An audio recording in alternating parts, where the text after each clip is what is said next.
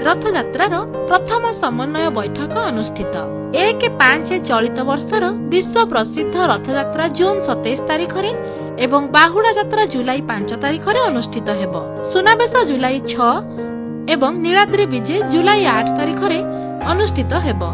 देवस्नान पूर्णिमा जून 11 तारिख अनुष्ठित हेब। तेणु देवस्नान पूर्णिमा ठारू आरंभ करी रथयात्रा, बाहुड़ा यात्रा, सुनाबेश एवं नीलाद्री विजे को श्रृंखलित भाव परिचालना पाई प्रथम समन्वय बैठक आज पूर्वाह्न टाउन हॉल ठारे अनुष्ठित होई जाइछि।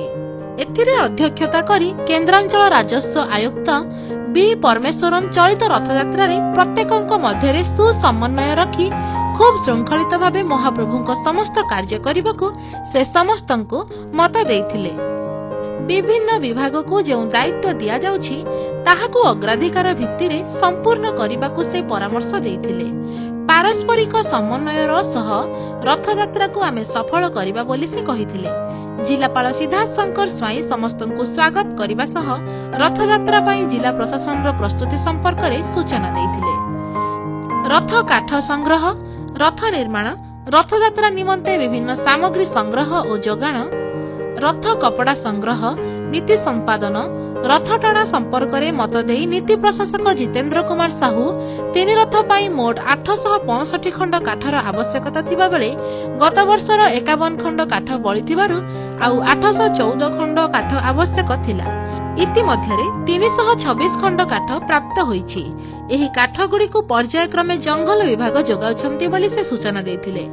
स्वास्थ्य और परिमल व्यवस्था, पानीय जल जोगाण, विद्युत जोगाण, परिवहन व्यवस्था, रास्ताघाट मरामती एवं उन्नतीकरण, पार्किंग स्थल, शांति श्रृंखला रक्षा, ट्रेन चलाचल व्यवस्था, रथयात्रार सीधा सड़क प्रसारण व्यवस्था, यात्री सुविधा पाई अस्थायी सूचना केन्द्र व्यवस्था, सांस्कृतिक कार्यक्रम आयोजन, पॉलिसी मेला और प्रदर्शनी आयोजन, स्वेच्छासेवी नियोजन इत्यादि संबंध में विस्तृत आलोचना हेबा सह संपृक्त विभाग माने कार्य त्वरान्वित पई आयुक्त श्री परमेश्वरन निर्देश देइथिले।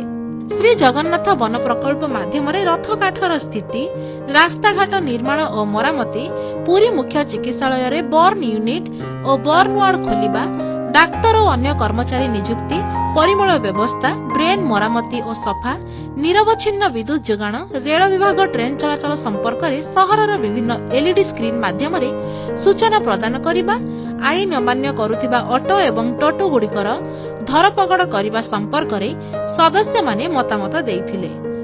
अन्यमानंक मध्यरे केन्द्रांचल आरक्षी महानिरीक्षक प्रवीण कुमार, ओरमासर मुख्य निर्वाही अधिकारी Chakravarti Singh Rathore, SP Vineet Agarwal, railway SP Vivekananda Sharma, देवतर कमिशनर ललटेन्दु जेना, दूरदर्शन उप महानिर्देशक नरसिंह जेठी, गृह और पौर उन्नयन विभाग अतिरिक्त सचिव विनय कुमार दास, जनस्वास्थ्य निर्देशक डाक्तर नीलकंठ मिश्र, अग्निशम मुख्य सेवा अधिकारी रमेश चंद्र माझी प्रमुख जोगदेई आलोचना रे अंशग्रहण करथिले। श्रीमंदिर सेवायत विशिष्ट व्यक्ति, गणमाध्यम प्रतिनिधि, विभिन्न विभागर अधिकारी माने जोगदेई आलोचना रे अंशग्रहण करथिले। अतिरिक्त जिलापाल राजस्व डॉक्टर शरद चंद्र महापात्र समस्त को धन्यवाद अर्पण करथिले। आरडीसी को निर्देशक्रमे सूचना और लोक संपर्क उपनिर्देशक संतोष कुमार सेठी एजेंडा अनुसार बैठक परिचालना करथिले। बैठक रे अतिरिक्त जिलापाल प्रशासन शरद चंद्र बेहेरा, अतिरिक्त जिलापाल प्रोटोकॉल नीलमाधव भोई, जिला परिषदर मुख्य उन्नयन अधिकारी तथा कार्यनिर्वाही अधिकारी प्रियरंजन पृष्टि, उपजिलापाल राजकिशोर जेना, अतिरिक्त उपजिलापाल नीलमाधव माझी, डेपुटी कलेक्टर प्रियदर्शनी मल्लिक, सहदेव साहू, जिला स्तरीय अधिकारी और अन्यान्य विभागीय अधिकारी माने जोगदेई आलोचना रे अंशग्रहण करथिले। ब्यूरो रिपोर्ट, जोहार कम्युनिटी टीवी।